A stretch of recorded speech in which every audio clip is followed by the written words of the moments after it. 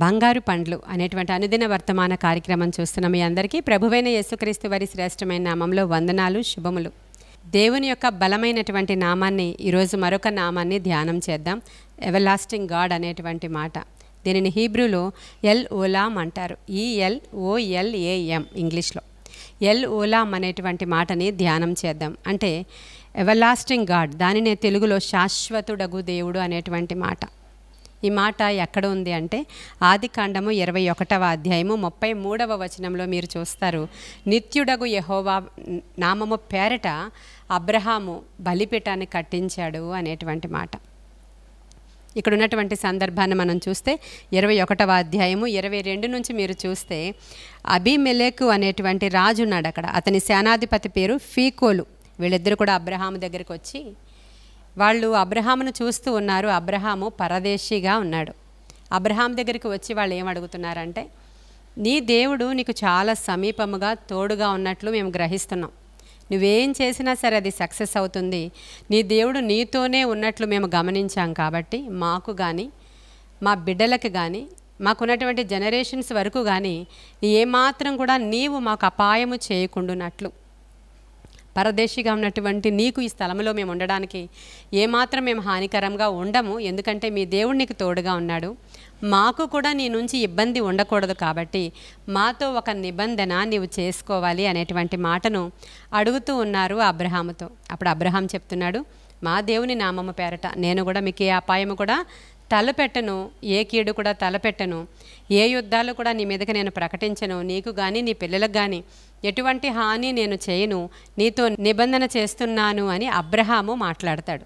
అబ్రహాము మాట్లాడిన తరువాత అబ్రహాము మరలా అబీమెలెకుతో ఒక విషయం గురించి మాట్లాడాలి అనుకుంటాడు. అదేంటంటే, మీ దాసులు నేను తవ్వించినటువంటి బావుల దగ్గరికి వచ్చి గొడవలు పెట్టుకుంటున్నారు కాబట్టి ఈ విషయంగా మరి నీవు నాకేం చెప్తావు అని అడుగుతారు. అబ్రహాము అడుగుతాడు అబీమెలెకు రాజుని. అప్పుడు అబీమెలెకు అంటాడు, నిజంగా నాకు ఈ విషయం తెలియదయ్యా, నేను ఆ గొడవలు పెట్టుకోమని పంపించలేదు, ఆ దాసులు ఎందుకు వచ్చారో కూడా నాకు నిజంగా తెలియదు. ఆ బావి నీదే, ఆ బావి మీద రైట్స్ అన్నీ నీవే, నీవు త్రవ్వించుకున్నదే ఆ బావి అని చెప్పి దాని మీద మాకేమీ రైట్స్ లేవు, నీవు ఇష్టం వచ్చినట్లుగా ఉండొచ్చు అనేటువంటి మాట చెప్పినప్పుడు ఇక అబ్రహాం ఏం చేస్తాడంటే ఒక నిబంధన మరలా చేస్తాడు. చూడండి ఇక్కడ 30వ వచనం, ఆదికాండము 21:30 నేను చదువుతున్నాను. నేనే ఈ బావిని త్రవ్వించినందుకు నాకు సాక్షార్థముగా ఈ 7 గొర్రె పిల్లలను నీవు నా చేత పుచ్చుకొనవలనని అబీమెలెకుతో చెప్పాడు. అక్కడ వారిద్దరూ అట్లు ప్రమాణము చేసుకొనినందున ఆ చోటు బెయర్షెబా అనబడెను. బెయర్షెబా అంటే ఫుట్నోట్లో చూడండి, సాక్షార్థమైనటువంటి బావి. 7 గొర్రె పిల్లల్ని అతనికి ఇస్తూ ఉన్నాడు. గొర్రె పిల్లలు ఎందుకు అని అబీమెలెకు అడుగుతున్నాడు. ఈ 7 గొర్రె పిల్లలు నువ్వు తీసుకో, నీకు నాకు ఒక నిబంధన చేసుకుందాం. ఇక్కడ ఈ బావి విషయమై ఒక నిబంధన. ఈ యొక్క బావి పేరు బెయర్షెబా అనేటువంటి పేరుని అబ్రహాము పెడతాడు. ఆ నిబంధన చేసుకున్న తర్వాత ఆ అబ్రహాము దగ్గర నుంచి అబీమెలెకు అక్కడి నుంచి వెళ్ళిపోతాడు. వెళ్ళిపోయినప్పుడు ఒక సాక్షార్థమైనటువంటి బావి అని చెప్పడానికి అక్కడ బెయర్షెబా అనేటువంటి మాటని ఉపయోగించారు. అతను వెళ్ళిపోయిన తరువాత 33వ వచనం చూడండి.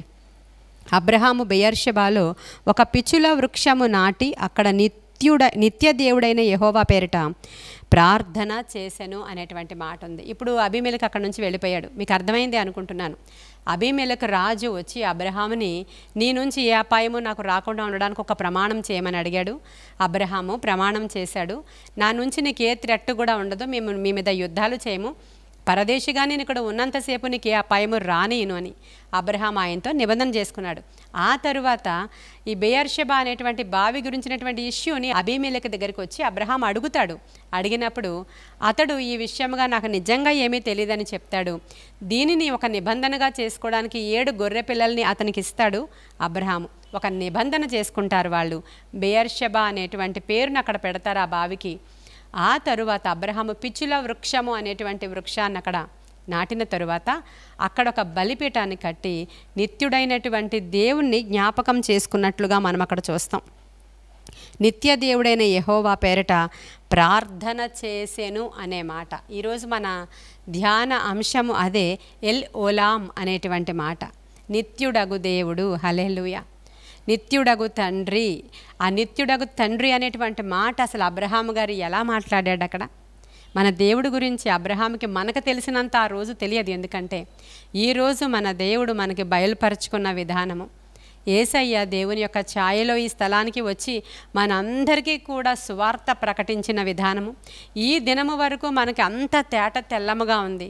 అయితే అబ్రహాముకు ఆ దినాన ధర్మశాస్త్రము లేని టైము, దేవుడు రేర్గా మాట్లాడేటువంటి టైము, విశ్వాసముతో కూడిన ప్రయాణము చేస్తున్న సమయంలో అబ్రహాముకి నిత్యుడగు తండ్రిని గురించి ఎలాంటి అవగాహన ఉంది ఆలోచన చేసినప్పుడు, అసలు దానికంటే ఆ యొక్క మీరు 21వ అధ్యాయం స్టార్టింగ్ వర్సెస్లో చూస్తే అక్కడ కొన్ని మంచి మాటలు ఉంటాయి. అక్కడ ఏం మాటలు ఉంటాయంటే, శారా గర్భవతి అయినప్పుడు తను ఒక కుమారుణ్ణి కన్నది అనే మాటలు చూడండి. 21వ అధ్యాయంలో స్టార్టింగ్ నేను చదువుతాను.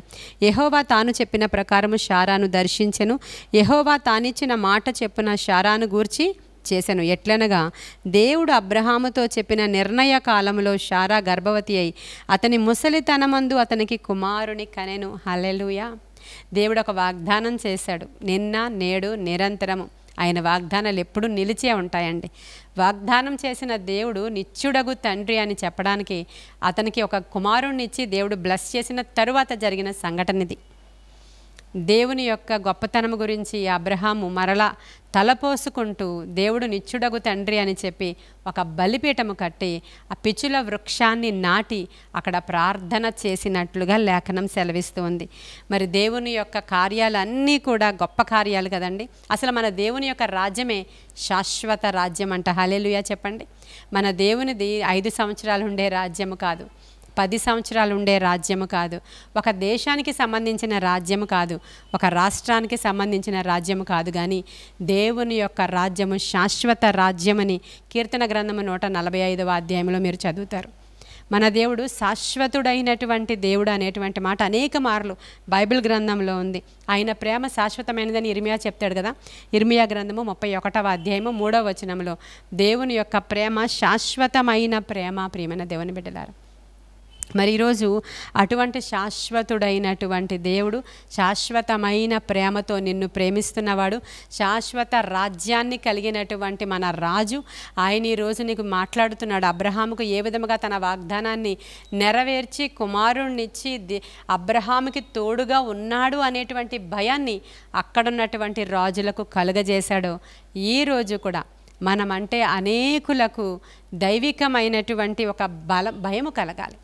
వారి దేవుడు చాలా గొప్పవాడు, వారి దేవుడు శక్తిమంతుడు, వారి దేవుడు వారికి అన్నీ చేయడానికి సమర్థుడు, వారి దేవుడు చాలా కార్యాలు వాళ్ళ పక్షంగా చేశాడు, మనకి కూడా చేస్తాడు. ఆయనకి ఏ భేదము లేదని మన దగ్గరకు వచ్చి అనేకులు మీ దేవునికి మమ్మలను గురించి ఒకసారి మొర్రపెట్టరా అని అడగాలి మన దగ్గరకు వచ్చి. ఇప్పుడు కూడా జరుగుతున్నది అదే. మనము ఏ భేదము లేక అబీమెలెకు ఎలా వచ్చి అబ్రహాముతో ఒక సంధి చేసుకున్నాడో, వాగ్దానం చేసుకున్నాడో, ఒక నిబంధన చేసుకున్నాడో, అబ్రహాముకి భయపడ్డాడో, అబ్రహాముతో మాట్లాడాడో, మనం కూడా ఈరోజు అనేక మంది ముందర అలా ఉండాలని దేవుని యొక్క ఆశయ ఉన్నది. ప్రియమైన దేవుని బిడ్డలారా, కాబట్టి ఈరోజు శాశ్వతుడగు దేవుడిని ఆశ్రయిద్దామా? ఆయన గొప్ప కార్యాలని మరలా తలపోసుకుందామా? ఆయన అద్భుతాలు చేసే దేవుడు, ఆయన రాజ్యము శాశ్వత రాజ్యము. ఆయన యొక్క కృప మనకి తరతరాలు ఉండాలని, మన జీవిత కాలమంతా ప్రభువు యొక్క శాశ్వతమైన ప్రేమతో మనం ఆదరించబడాలని, ఆయన హస్తము శాశ్వతంగా ఉండే హస్తమని చెప్పి ద్వితీయోపదేశకాండము 33వ అధ్యాయంలో రాయబడి ఉంది. అట్టి శాశ్వతుడైన దేవుని యొక్క కృప మరలా మనందరికీ తోడై ఉండాలని కొన్ని మాటలు దేవుడు మన వెనికిడిలో దీవించునుగాక. ఆమేన్. ప్రార్థన చేసుకుందాం. మహాపరిశుద్ధుడైన తండ్రి, మహోన్నతుడైన దేవ, నిత్య నివాసి నీకు వందనాలయ్యా. నీ గొప్ప కార్యాలు మా దగ్గర నాయన మా జీవితాలలో నీవు జరిగించలాగున సహాయము చేయండి. శాశ్వతమైన నీ ప్రేమతో మమ్మల్ని ప్రేమిస్తున్న మహారాజా, శాశ్వతుడైనటువంటి దేవుని యొక్క గొప్ప కృప మమ్మల్ని ఆవరించనియండి. శాశ్వతమైనటువంటి హస్తముతో మమ్మల్ని ఆదరించండి. ఈరోజు చూస్తున్న ప్రతి బిడ్డను కూడా దీవించి ఆశీర్వదించమని, నీ దీవెనలతో నింపమని, లేని దాన్ని ఉన్నట్టుగా పిలిచి వాడవు, విశ్వాసం ఉంచి ముందుకు వెళుతున్న బిడ్డల విషయంలో గొప్ప కార్యాలు జరిగించి వాడవని మరొకసారి నీ వైపు చూస్తూ నీ కృపగల హస్తానికి మమ్మల్ని అప్పగించుకుంటూ, వినుచున్న వారిని అప్పగించుకుంటూ యేసయ్య శ్రేష్ఠ నామంలో అడిగి వేడుకొనుచున్నాము తండ్రి. Amen, amen, amen. God bless you.